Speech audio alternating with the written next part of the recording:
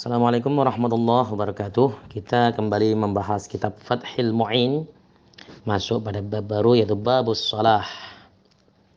Bismillahirrahmanirrahim. Qara'tu hadzal kitab bi sanadin muttasil ila mu'allifihi. Bismillahirrahmanirrahim. Babus shalah. Ai hadza babus shalah. Ini adalah bab yang menjelaskan tentang salat. Apa itu salat? Hiya syar'an. Salat itu secara terminologi syar'i adalah aqwalun wa af'alun mahsusatun. Beberapa ucapan dan beberapa perbuatan yang tertentu. Muftatahatun yang dimulai bitakbiri dengan takbir, muhtatamatun dan diakhiri bitaslimi dengan salam. Jadi salat itu adalah perbuatan-perbuatan atau ucapan-ucapan yang tertentu harus mahsus. Kenapa? Karena ruku, i'tidal, sujud itu mahsus, tertentu. Gerakannya khusus dan ada syaratnya. Bacaan-bacaannya juga mahsus, tertentu.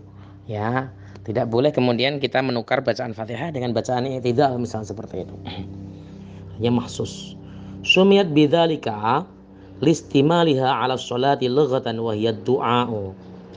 Dinamai salat dengan sholat, ya, sholat kenapa dinamakan sholat? Karena listimaliha, karena sholat itu mengandung ya alas sholati lughatan, atas makna sholat secara bahasa.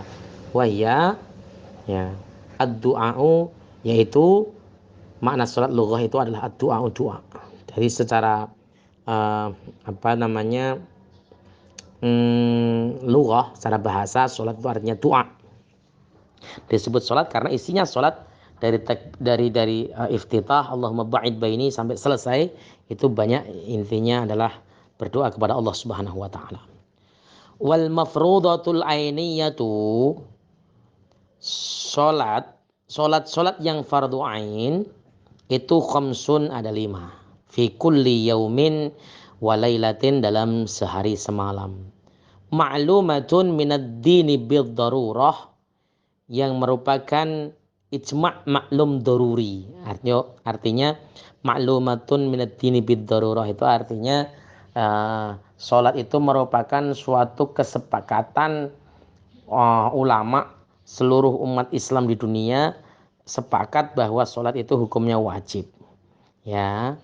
Jadi syabu fayak furu jakhidua, maka kafir orang yang mengingkarinya karena dia sudah maklumah minad dini bid darurah, maka setiap orang yang mengingkarinya maka dia kafir. Itu seperti itu. Jadi syariat itu kalau sudah ma'ulima minad dini bid darurah atau maklumatun minad dini bid darurah atau ijma' maklum daruri, itu kafir kalau diingkari. Salat, puasa, haji dan sebagainya seperti itu. Walam tajtami' hadhil khamsu li ghairi nabiyina Muhammadin sallallahu alaihi wasallam, dan tidak terkumpul salat 5 waktu ini pada selain Nabi Muhammad sallallahu alaihi wasallam.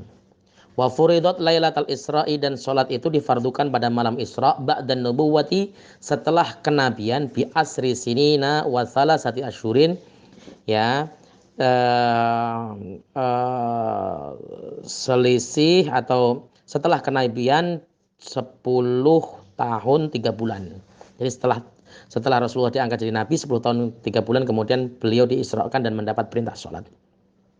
Lailatul sab'in wa isrina min Rajabin, di tanggal 27 Rajab. Walam tajib subha yaumi tilkal lailati, dan tidak wajib sholat subuh pada hari tersebut, pada malam tersebut. Artinya Rasulullah kan pulang ke rumah Ummi Hani itu sekitar sebelum subuh. Nah, sholat subuhnya belum wajib. Kenapa? Li adamil ilmi bi kaifiyatiha, karena belum adanya ilmu tentang tata caranya, atau li adamil ilmi bi kaifiyatiha itu artinya tidak adanya ilmu dengan kaifiatnya. Artinya sesuatu yang tidak dilandasi ilmu itu tidak boleh dilakukan. Maka ilmu itu muqaddamun alal amal, ilmu itu harus didahulukan atas amal. Begitu ya. Ketika kemudian sholat subuh belum ada tata cara, beliau belum mengetahui tentang tata cara pelaksanaannya, maka Rasulullah tidak melaksanakan sholat subuh pada malam itu.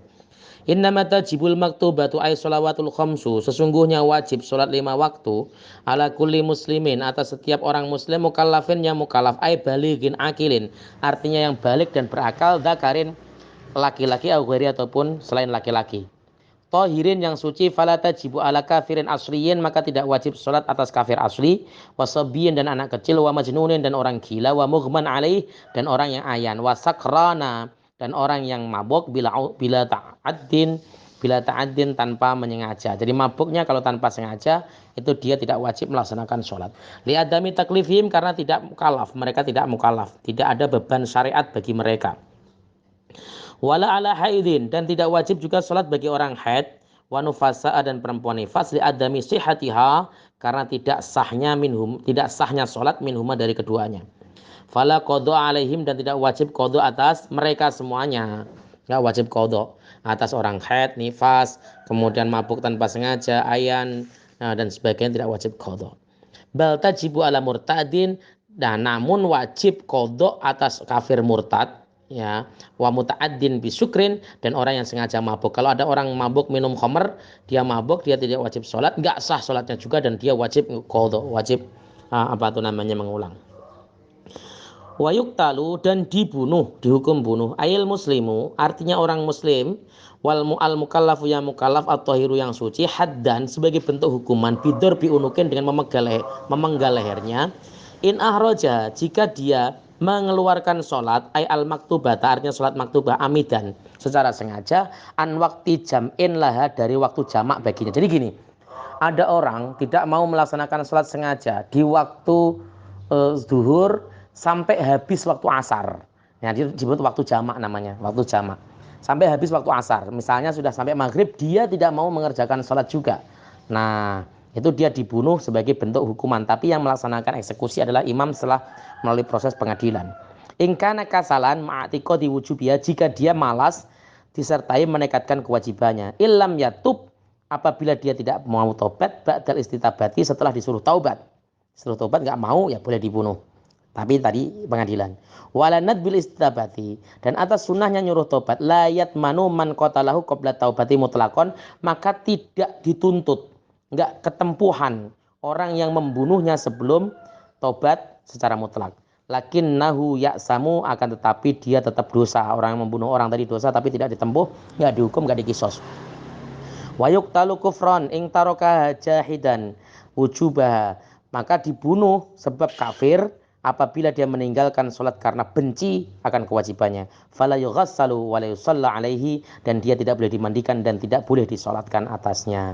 Ini kalau kemudian dia meninggalkan sholat karena benci syariat. Ngapain sholat? Dikibulin sama Nabi Muhammad, ngapain juga melaksanakan sholat, kayak nggak ada urusan lagi misalnya, maka dia dibunuh sebab dia telah kafir. Mayatnya nggak usah dimandikan dan tidak usah disolatkan, boleh dikuburkan di pekuburan manapun, dan boleh juga dibuang ke laut. Wallahu ta'ala alam biswab.